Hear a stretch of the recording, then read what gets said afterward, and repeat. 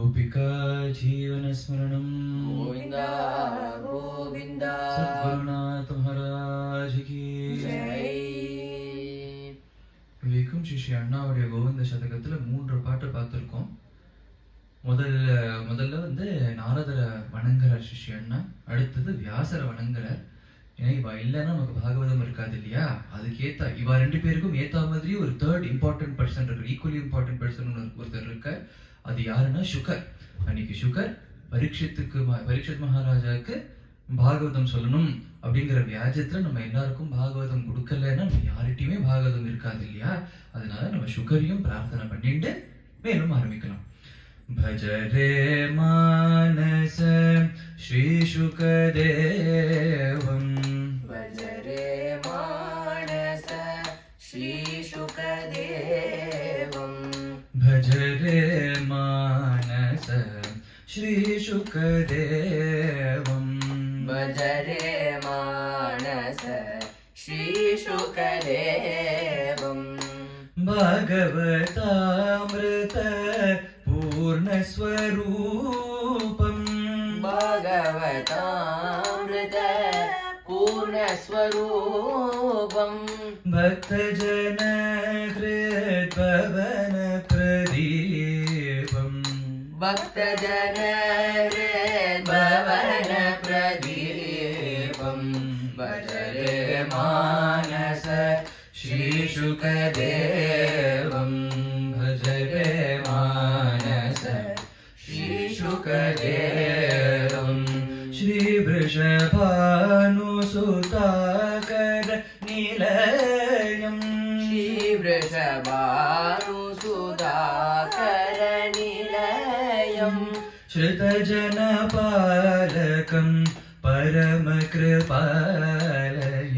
श्रुतजनपालकं परमकृपालयं भजरे मानस श्री शुकदेवं भजरे मानस श्री शुकदेवं भावुक प्रेमिक मण्डल रसिकं भावुक प्रेमिक मण्डल रसिकं भक्ति सुधार सधारवकशकं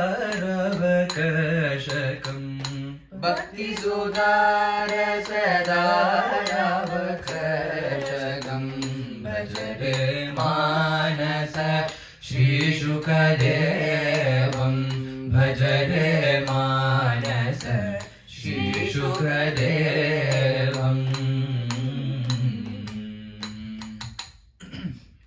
சுகர்னு எடுத்துட்டோம் அப்படின்னா அவருக்கு வந்து பக்தியை தவிர பாகவதத்தை தவிர வேற ஒன்றுமே தெரியாதவருக்கு, பாகவதத்தை தவிர வேற ஒரு சுகம் அவருக்கு தெரியாது. அப்படிங்கிறதுனால வியாசர் தான் வந்து பாகவதம் அவருக்கு கொடுத்துருக்காரு. சுக்கருடைய ஒரு கதை என்னன்னு பார்த்தோம் அப்படின்னா சுக்க அவதாரம். அவரும் அவதார புருஷன் தான் இல்லையா? அவர் யாருடைய அவதாரம் அப்படின்னா கோலோகத்துல நம்ம பகவான் கிருஷ்ணரும் ராதா தேவியும் அங்க இருக்கும்போது அவர்தான் சொல்ற ஸ்ரீ ரிஷபானு சுதா. ஸ்ரீ ரிஷபானு சுதான்னா ரிஷபானுகுமாரி ராதா தேவி. கரநிலையம்னா கையில இருக்கிற ஒரு கிளி, அந்த கிளி தான் சுகர் அப்படின்னு சொல்றார். சோ ராதா தேவியோட கையில எப்போதுமே ஒரு கிளி இருந்துட்டே இருக்கும். அந்த கிளி வந்து ஷாம் ஷாம் ஷாம் அப்படின்னு அந்த ஒரு நாமத்தை எப்போதும் சொல்லிட்டே இருக்குமா. அதுதான் வந்து ராதா தேவியோட ஜீவனாதாரம், பிராணாதாரம். சோ அதனால என்ன ஆகுதுன்னா எப்போதும் அந்த கிளியோட தான் ராதா தேவி பேசிட்டு இருப்பா. அந்த கிளி சொல்ற அந்த ஷாமன் அந்த நாமத்திலேயே லயிச்சிருப்பா எப்போதும். ஒரு சமயம் என்ன ஆகுதுன்னா கிருஷ்ணாவதார காலத்துல பகவான் பூலோகத்துல நந்தகோபுரோடைய மகனா வந்துட்டு, வசுதேவருடைய மகனா வந்துட்டார். தேவிக்கு அம்மோட மகனா வந்து அவதாரம் பண்ணிட்டார். ராதா தேவியும் ரிஷபானுகுமாரியா அவதாரம் பண்ணிட்டா. இப்ப என்ன ஆகுதுன்னா இந்த கிளி தனியா இருக்காங்க இப்போ. சோ அது வந்து நம்மளுடைய சுவாமியும் சுவாமினியும் எங்க அப்படின்னு தேடிண்டே கோலோகத்தை விட்டு தேடிண்டே வரும்போது கோலோகத்தை விட்டு கைலாசத்துக்கு வருதான். கைலாசத்துக்கு வரும்போது பரமேஸ்வரனும் பார்வதி தேவியும் அங்க வந்து பேசிட்டு இருக்கா. என்ன பேசிட்டு இருக்கா அப்படின்னா கிருஷ்ண கதையை பேசிட்டு இருக்கா, கிருஷ்ண லீலையை பேசிட்டு இருக்கா. சோ வந்து பரமேஸ்வரன் சொல்றாராம், கிருஷ்ணன் இப்படி பண்ணுவார், அப்போ ராஜாதேவி இப்படி பதில் சொல்லுவா, அப்படிங்கிற அவ 2 பேரும் இப்படி சேர்ந்து விளையாடுவா, இப்படி ராசம் பண்ணுவா அப்படிங்கிற மாதிரிலாம் சொல்லிட்டு இருக்கும்போது, இங்கேருந்தோ நம்மளோட சுவாமினியோட பேர் கேட்கிறதே அப்படின்னு சொல்லிட்டு இந்த பறவை ஆசாசியா ஓடி அவ வந்து அந்த கொன்ன மரத்து அடியில தான் உட்கார்ந்து இவ பேசிட்டு இருப்பாளாம். அந்த கொன்ன மரத்து மேல அதுல ஒரு கிளையில இந்த இந்த இந்த கிளி வந்து உட்கார்ந்துட்டு அவர் பரமேஸ்வரன் சிவபெருமான் சொல்ற இந்த கதையை கேட்டுட்டே இருக்கான். அவர் கதை சொல்லிட்டே இருக்கும்போது பார்வதி தேவி கேட்டுட்டு இருக்கா அந்த கதைய. ஒரு சமயம் வந்து அந்த கதையில லயிச்சு போயிட்டாலாம், அப்படி சொக்கி போயிட்டாலாம், கொட்ட மறந்து போயிட்டாலாம், மிஸ் பண்ணிட்டாலாம்.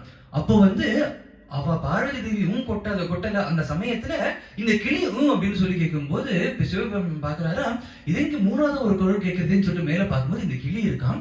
அப்ப இந்த கிளி வந்து சொல்றதா, நீங்க இவ்வளவு நேரமா இந்த கிருஷ்ணரையும் ராதாதேவியும் பத்தியும் அந்த கதை சொல்லிட்டு இருந்தேலே, அவ எங்க இருக்கா, அது அவதான் என்னோட சுவாமினி, அவ எங்க இருக்கா, அவளை தேடிதான் நான் அலைஞ்சிட்டு இருக்கேன் அப்படிங்கும் போது அவர் சொல்றாரு, இல்ல அவ வந்து பூலோகத்துல அவதாரம் பண்ணியிருக்கா அப்படின்னு சொல்லிட்டு அவர் சொல்றாரு. நீங்களும் இந்த கிளியை பார்த்து சொல்றாராம், நீங்களும் பூலோகத்துல அவதாரம் பண்ணணும், அவதாரம் பண்ணி பாகவதம் அப்படிங்கிற இந்த கதையை எல்லாருக்கும் சொல்லணும், எல்லாருக்கும் தெரியப்படுத்தணும் அப்படின்னு அவர் சொல்றாராம். சோ அதனால அவர் சொல்ற, வியாச பகவான் பூலோகத்துல யாகம் பண்ணிட்டு இருக்க, அவருடைய புத்திரனா நீங்க அவதாரம் பண்ணணும் அப்படின்னு அவர் சொல்றாராம். சரின்னு சொல்லிட்டு இந்த கிளியும் கீழே பறந்து வருது.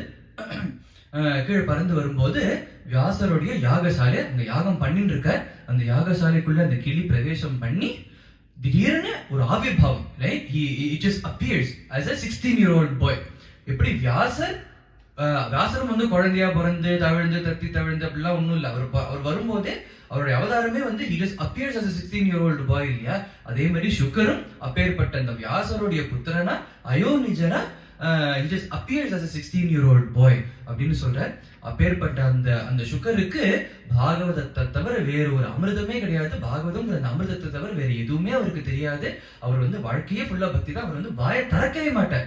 எப்படின்னா வியாசர், இப்பேற்பட்ட வியாசர், அவர் வந்து வேதத்தை பிரிச்சு கொடுத்தவர், 18 புராணங்கள், உபபுராணங்கள், உபனிஷத் எல்லாத்தையும் நமக்காக அருளி செய்தவர் அந்த வியாச பகவான்.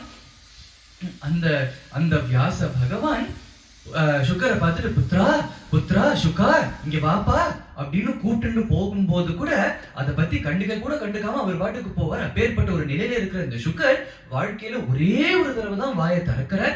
அது யாருக்காகன்னா, எதுக்காகன்னா பரீட்சத்துக்கு பாகவதம் சொல்லணும் அப்படிங்கறதுனால வாழ்க்கையில அவர் that is the first and last time அவர் கதைன்னு ஒருத்தருக்கு உட்கார்ந்து சொல்லணும்னா that is the first and last time. அப்பேற்பட்ட சுக்கரை நம்ம பிரார்த்தனை பண்ணிட்டு மேலும் பார்க்கலாம் அப்படிங்கறதுதான் இது வந்து 4வது கீர்த்தனை கோவிந்த சதகத்துல.